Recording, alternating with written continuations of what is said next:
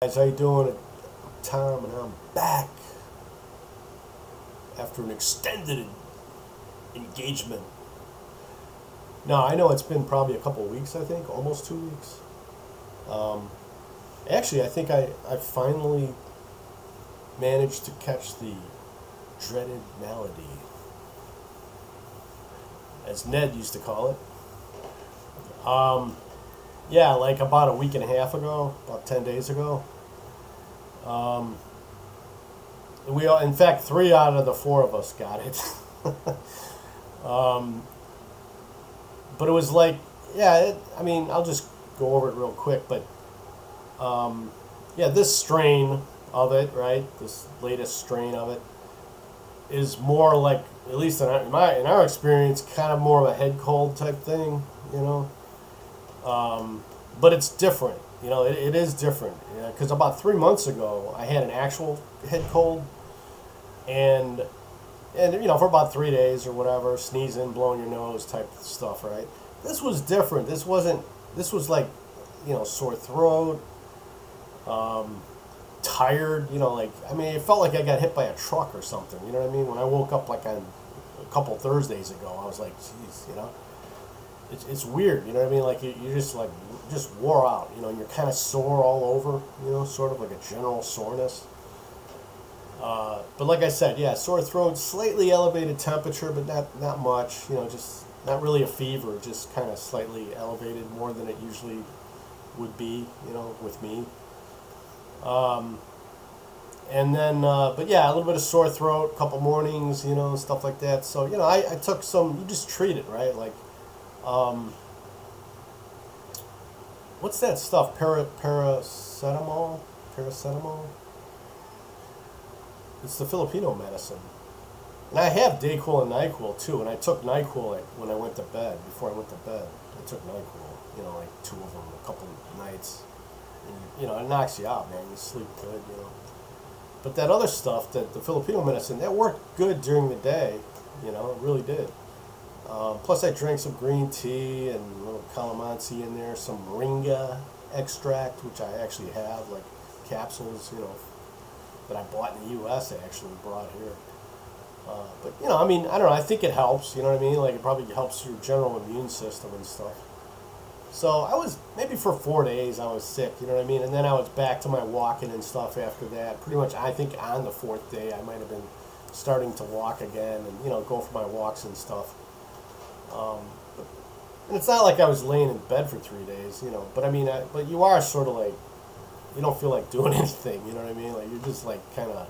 I can see how if a guy's alone and doesn't have like a girlfriend or wife and a couple stepdaughters like I got, like, if you're just alone, like I could see, man, you could just lay in bed, you know what I mean? Like if you, I could see somebody doing that, if you're by yourself and you don't have to go anywhere, or something, whatever. But anyway, it's just my little input there. Um, but but anyway, yeah, it's kind of some current events here in the Philippines. Like right now, okay, it's Monday morning in the Philippines. Okay, it's May. What is it? The 21st, 22nd, 22nd of May. Okay, and the Manila Post Office is on fire, like big time on fire. Now that's a classic, one of the main post offices in Manila. It was built in 1926. You know, so really classic. And I know that Chicago has a kind of an iconic post office too. In the near sort of South Loop area. Similar, you know what I mean? Big old classic building and stuff. And so I was just like, wow, my Amy told me about it. She saw it this morning. It happened after midnight. It started, I should say, after midnight last night or whatever. It's still going on as far as I know. Like, 6, 7 in the morning, it was still going on. So,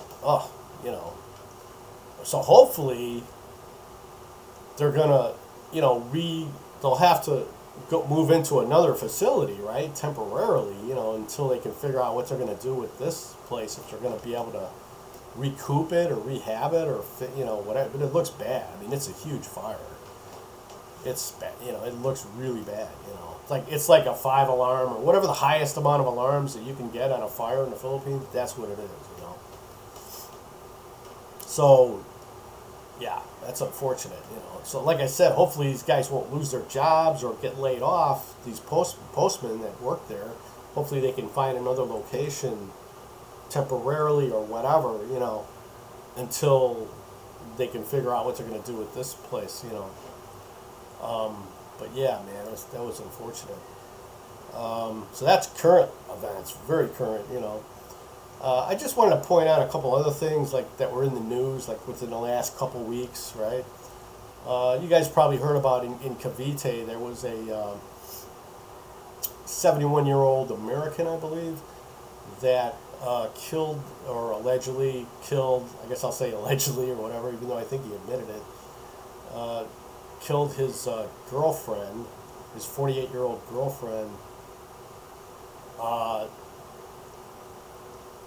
And I think what happened is, from what I can gather, from the information that I've seen on it, is that, I think he gave her, like, she was married, okay, like, and she didn't tell him, So, and not only that, but he sent her money, like probably enough to build a house, like at least #1,000,000 peso, like 20,000 or whatever, to build a house, I think. And then, so not only is she married, but then she also has a kid. She has like a grown, kid too, at least one. So this guy found out apparently, and then snapped. And who knows what else happened? I have no idea what else might have happened. Like maybe if she was wanting him to, if like she was going to break up with him or something too, or whatever. Like I don't know. I have no idea. But that seems, sometimes that's the MO when you hear about these unfortunate stories.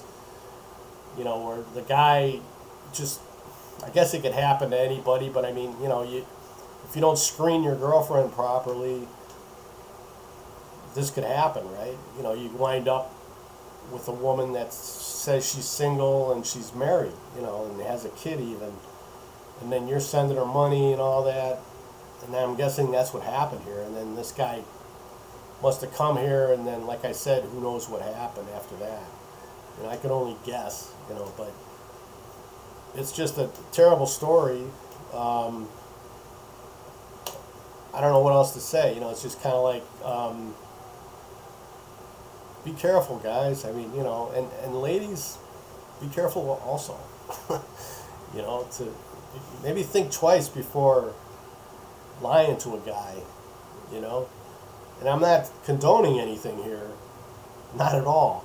But I'm just saying, these things don't just happen. This guy did. I don't think this guy just freaked out, like for no reason. Obviously, I mean, he was lied to, and then he, probably spent a bunch of his money on a house, and I got a feeling from the looks of it, the guy wasn't loaded either. You know what I mean? He wasn't like some guy that has I've got like $1 million in the bank, so $20,000 I can just walk away from. Because that's happened.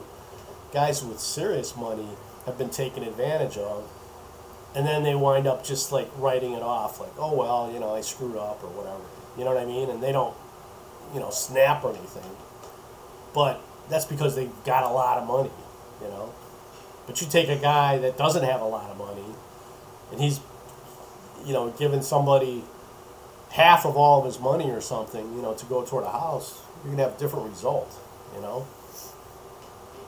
So this is a public service announcement, I guess, isn't it? It's like just be careful, guys. Be careful when you screen your girl, when you're talking to your girlfriend or whatever. Make sure you video chat every day, man. You can't just do it once a week or just text and never video and all that, because you're going to set yourself up like a freaking bowling pin, man. Like if you don't screen, the girlfriend that you're talking with, And again, like I said, also be careful, ladies, because, you might somebody might have told you that might be a good idea, to try and take advantage of somebody with money or whatever, and it's not. I mean, it's a double-edged sword. It's a two-way street. And I certainly don't condone any of it, you know. It's terrible. It's a terrible outcome for everybody involved. All right. So anyway, then there was another story, another unfortunate story in Bacolod. With I believe the gentleman was from Canada. I think he was 55 years old or 65 years old. I saw two different ages.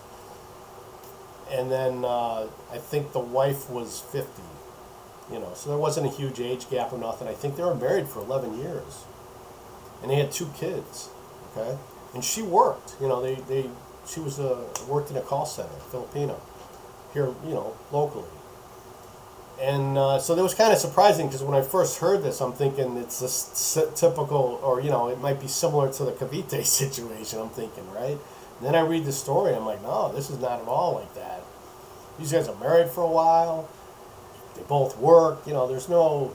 But guess what they were arguing about? And apparently they were arguing. Like there was reports that they were arguing loudly. You know, what you know what I mean? Like there was. I don't know if the police ever showed up or whatever, but I mean there was definitely reports about neighbors saying that yeah, they were always hear them shouting at each other and whatever. But guess what they were arguing about? Money. You know. And unfortunately, the husband killed his wife, and then he killed himself. And they do have two kids, but the kids weren't home at the time. You know, like I think they made sure that, or maybe he made sure that they weren't home or whatever. Or, you know, I don't know. But I know that, thank God, you know, they weren't home, so they weren't killed or anything. But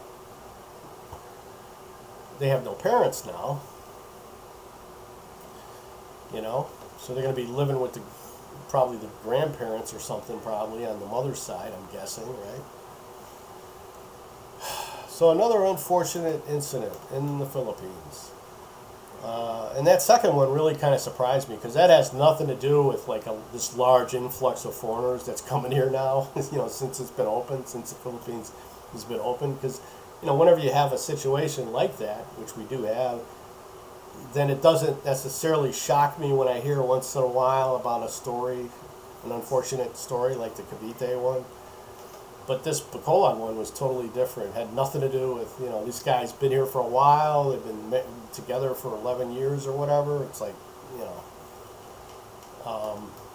But anyway, yeah, that's what's been going on here. And I just thought I would bring it up. I'm sure a lot of you guys might have already heard the story or whatever. But yeah, just another unfortunate incident. Just be careful, guys, you know. I don't know what else to say, you know, but now I might do, I don't know, there's another, you know, this is a little more whatever. I guess I don't know if it's a little lighter subject, but I'll just touch on it here. But I'm not going to probably do a whole video on it, or at least I'm not going to dwell on it here. You know, but there seems to be some drama in Drama-guete. They call it Drama-guete, right? Like again, I think I heard that from another OG vlogger from back in the day. But yeah, there's just some interesting stuff that seems to be going on. And maybe I'll address it, maybe I won't, I don't know. You know, I definitely have views on it. But anyway, I'm sure you guys have heard about it. Different things, you know, there's a couple different things, you know. But that's about it, guys. I just wanted to touch on this, and that's about it, gentlemen and ladies. Have a great day. Please like, comment, subscribe, and share. I don't usually say that. I don't usually remember to say that, but you can share it too if you want. I'd appreciate it. All right. Until later, have a great day. I'll see you later.